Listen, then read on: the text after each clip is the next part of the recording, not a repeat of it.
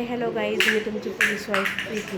तर काल पण माझा व्हिडिओ पडला नाही कारण ना तब्येत खूप खराब आहे आणि खोकला वगैरे येते. तर व्हिडिओच करणं झालं नाही. म्हटलं चला आज टाकून द्यावं सकाळी सकाळी लवकर टाकला म्हणजे थोडंसं बरं पण वाटतं नाही का. आणि दिवसभर काही वाटत नाही की असं वाटत नाही की बाबा मी व्हिडिओ टाकला नाही आणि नाही टाकला ना तर रात्र असं पण वाटतं की रात्री 9-10 वाजता झोपताना लक्षात येतं की बाबा आज मी व्हिडिओ टाकला नाही. तर वेगळंच वाटतं आणि करमत नाही. त्यामुळे मग मी आता ठरवलं आहे की मी सकाळीच एक छोटासा व्हिडिओ तयार करून लगेच टाकत जाईल. तुम्हाला कोणाला जर माझे व्हिडिओ बघायला आवडत असतील तर सकाळीच आपल्या चॅनलवर दुपारपर्यंत व्हिडिओ येत जाईल मोठे. तर कंटिन्यू बघत जावा. आणि तुम्हाला जर माझे व्हिडिओ आवडत असतील तर आपल्या चॅनलला सबस्क्राईब करा, लाईक करा आणि बेल आयकन क्लिक करायला विसरू नका. आपला विषय होता की म्हणजे लग्नाच्या 5-6 दिवसाच्या अगोदर असं काही घडलं होतं की ते तुम्हाला तर मागच्या व्हिडिओमध्ये तुम्ही बघितलं असेल तर तुम्हाला कळलं असेल की आमच्याच काही नातेवाईकांनी वगैरे सांगितलं होतं की मुलाला आवळं आहे वगैरे. मग मम्मीला खूप टेन्शन आलं आणि त्याचं कसं ते आवळं मला पण नाही त्याचं काही माहीत नाही. असं गाठीसारखं काहीतरी असतं समथिंग आणि त्याचं ऑपरेशन वगैरे केलं तरी ते परत सारखं येत असतं. आणि अशा पद्धतीने मग तिला खूप टेन्शन आलं की तिला असं वाटलं की खरंच आपण काही चांगलं बघितलं नाही का काय. आणि आता लग्नाला 5-7 दिवस राहिले म्हणजे खूप घाई झाली. तुम्हाला तर म्हटलं मी खूप घाई झाली होती आमच्या लग्नात. आणि मम्मीने तर इतकं भयंकर टेन्शन घेतलं होतं की ती झोपूनच राहायची. 2 दिवस तर ती झोपूनच राहिली. म्हणजे तिने हेच नाही केलं. अशा पद्धतीने म्हणजे खूप तिने टेन्शन घेतलं. तर मी नव्हतं घेतलं. हे बघा मला असं वाटायचं आय थिंक आता हे पोलीसमध्ये तर पूर्ण बॉडी चेकअप केलं जातं. म्हणजे पूर्ण आता तसं तर घेत नाहीत काय प्रॉब्लेम असेल तर. आणि ह्यांना तर पूर्ण बॉडी चेकअप वगैरे सगळं चेकअप वगैरे झालं असेल त्याशिवाय भरतीत त्यांना घेतलंच नसतं. हे पण माझ्या क्लिक आलं असतं म्हणजे क्लिक झाला असं डोक्यामध्ये.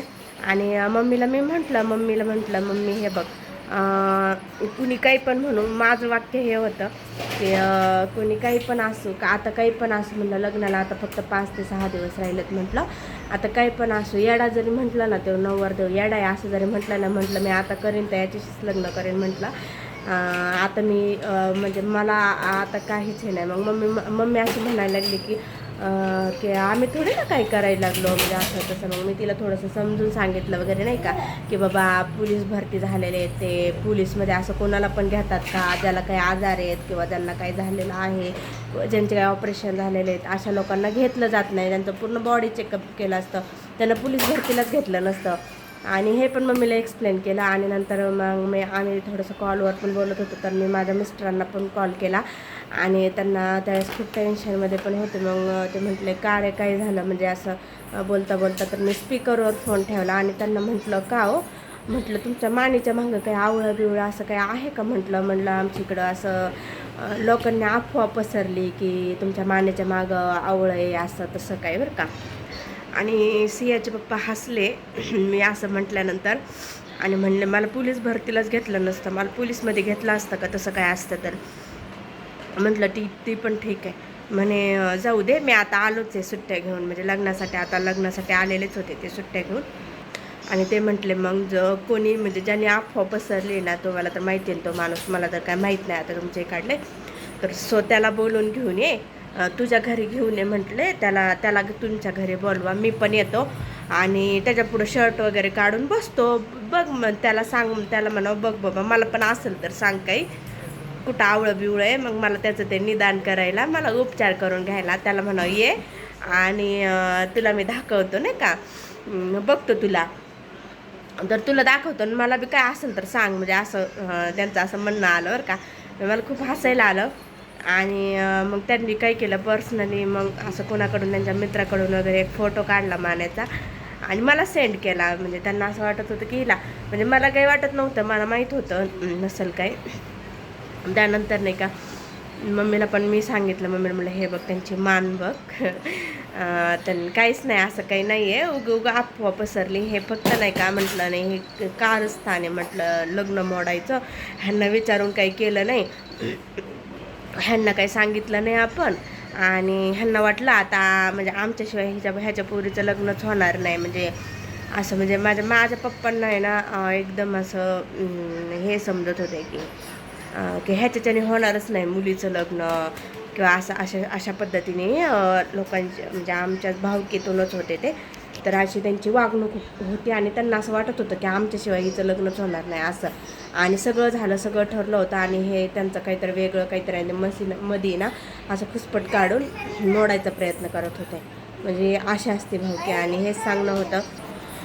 सो त्यानंतर 5-6 दिवसांनी मग नंतर तर फंक्शनच चालू झाले. हे होतं म्हणजे घाणा वगैरे असतो. मग त्यानंतर दुसऱ्या दिवशी मग मम्मी थोडी फ्रेश झाली, मम्मीला थोडं बरं वाटायला लागलं. त्यानंतर मग घाण्याचा कार्यक्रम, बांगड्यांचा कार्यक्रम, मग सवासणींचा कार्यक्रम, मग हळद आणि लग्न अशा पद्धतीने. म्हणजे मेहंदी तर नसते आपली, काही नॉर्मल असते मेहंदी. नॉर्मल मी मेहंदी काढून आले पार्लरमध्ये जाऊन वगैरे. आणि हळद अशा पद्धतीने म्हणजे सगळं असं म्हणजे अशा पद्धतीने सगळं अरेंज झालं. आणि त्यानंतर आमचं लग्नही छान पद्धतीने पार पडलं. आमच्या लग्नामध्ये पण सगळ्यांना असं म्हणजे कुणीच असं इमॅजिन केलं नव्हतं की माझे पप्पा पण इतकं छान आमचं लग्न करू शकते. तर ही मधीच आहे ना सिया भांडे टाक, कुठं वरती घे, हे असे उद्योग चालू आहेत. व्हिडिओमध्ये थोडंसं डिस्टर्ब होतं आहे. आता काय करणार, लहान लेकरं घरामध्ये असणार, थोडंसं ॲडजस्ट करूनच सगळं करावं लागतं. तर सो अशा पद्धतीने म्हणजे खूप छान लग्न झालं. आणि लग्नामध्ये पण म्हणजे मी पण इमॅजिन केलं नव्हतं इतकं छान आमचं लग्न होईल म्हणून. तर खूप म्हणजे खूप छान लग्न झालं आमचं. आणि सगळं पार पडलं, सगळं सुखरूप झालं. म्हणजे अशा पद्धतीने लोक असतात आणि जवळचेच असतात की त्यांना असं वाटत नाही की ह्यांचं चांगलं व्हावं की हिच्या मुलीचं चांगलं व्हावं किंवा असं काही. असं मला त्यावेळेस कानावर आलं होतं. म्हणजे कानावर तर ते आलंच होतं. पर्सनली तर आम्हाला येऊन कोणाची हिंमत नव्हती काही सांगायची. पण असं तिसऱ्याकडं चुकली करायची, त्यांनी मग आम्हाला सांगायचं. अशा काहीतरी पद्धतीने झालं होतं, हे घडलं होतं कारस्थान. आणि त्यानंतर मी अशा पद्धतीने हँडल केलं होतं. शक्यतो मीच सगळं हँडल केलं होतं. आणि माझं वाक्य होतं, मला आता हसायला येतं कारण त्यावेळेस मला असं वाटायचं की हे बघा, कोणत्या पण मुलीला 5-6 दिवसावर लग्न आलं आहे, मी त्या मुलाशी भेटले म्हणजे आमचं प्री वेडिंग वगैरे म्हणजे झालंच होतं म्हणा, किंवा आमचं फोनवर वगैरे बोलणं झालं होतं सियाच्या पप्पांचं आणि माझं. आणि त्यानंतर 5-6 दिवस लग्नाला राहिलेत. आणि त्यानंतर असं कानावर आल्यावर मग माझं फक्त एकच वाक्य होतं मम्मीला. मम्मी आता उद्याच्याला मी तिला म्हटलं, उद्या तुला दुसरं कोणीतरी येऊन म्हणून की पोरगं येडच आहे म्हणून, नाही आता बाहेर हेच करतंय तेच करतंय, तुम्हाला काय माहिती, काय बघून दिलं. म्हटलं आता तो कसा जरी असेल ना तरी म्हणलं मी त्याच्याशीच लग्न करणार. म्हटलं आता मला कोणाचेच काय हे नको आहे म्हणून. म्हणजे सगळे मला घरचे खूप हसायला लागले सगळे. म्हणजे सगळे असं म्हणायला लागले की बघ हे कसं म्हणजे हिचं कसं आहे ते. मी म्हटलं माझं कसं आहे असं नाही, मला काही नाही. पण म्हटलं मला त्यांच्या बोलण्याहून तर मला सगळं चांगलं वाटतं आहे. मला तर त्यांचा स्वभाव वगैरे म्हणजे आम्ही 15-20 दिवसात, तुम्हाला तर माहिती आहे आमचं लग्नच 28-29 दिवसच जमलेलं होतं. फक्त 1 मंथच्या कमीच जमलं होतं. त्यामुळे तेवढ्यात आमचं जे बोलणं झालं होतं, तेवढ्यात आमची जी बॉन्डिंग झाली होती, तेवढ्यात आमचं जे समजून घेणं झालं होतं ना, तेच मला पुरेसं होतं. त्यामुळे ना मी फक्त माझा ठाम निर्णय होता की नाही, मी आता करेन तर याच्याशीच लग्न करेन. अन्यथा आता मी कुणाचंही काहीच ऐकणार नाही आहे. कुणी जर म्हटलं येड आहे तर येड आहे म्हटलं तरी पण मी त्याच्याशीच लग्न करेन, असं मी घरी सांगितलं होतं. सो त्यानंतर म्हणजे अशा पद्धतीने मी सिच्युएशन हँडल केली होती. त्यानंतरची मी डायरेक्टली आणि मग मम्मी पप्पांना कसं तरी वाटायला लागलं. ते म्हणायला लागले कशाला पाहुण्याला असं सांगायचं, आम्ही बघून दिलं होतं ना, असं तर आम्हाला असतं तर आपल्या म्हणजे रिलेटिव्हच माझ्या मामेंचा चुलत आत्यांचा मुलगा, म्हणजे चुलत मेहुणाच आहे, म्हणजे हे सियाचे पप्पा म्हणजेच माझे मिस्टर.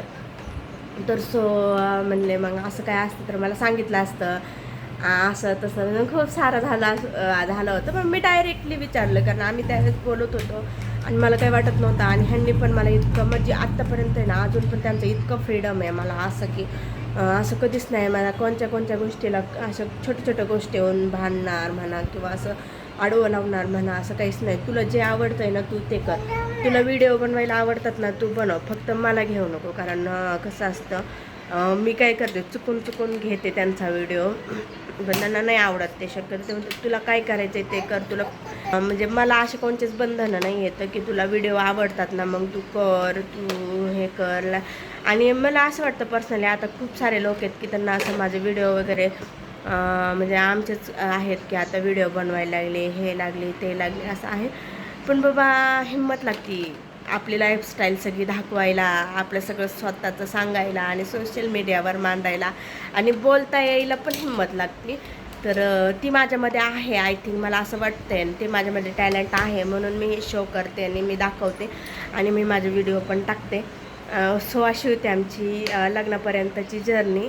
तर त्यानंतर तर काही असं काही विशेष नव्हतं.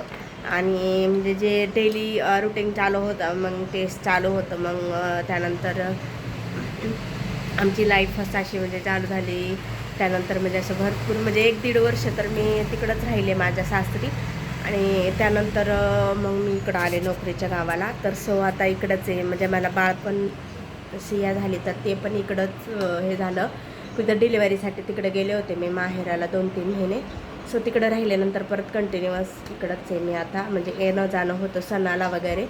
तर सो आता आम्ही इकडंच असतो नोकरीच्या गावाला. आणि तर अशा पद्धतीने म्हणजे ते आम्ही ती सिच्युएशन हँडल केली होती. तर अशा पद्धतीने आमचं लग्न, त्याच्यामध्ये इतक्या साऱ्या बाधा, अशा पद्धतीने सगळं आमच्याकडून एवढंच होतं. तर तुम्हाला पण कसा वाटला व्हिडिओ नक्की सांगा. आणि मी जे केलं ते योग्य केलं का ते पण सांगा.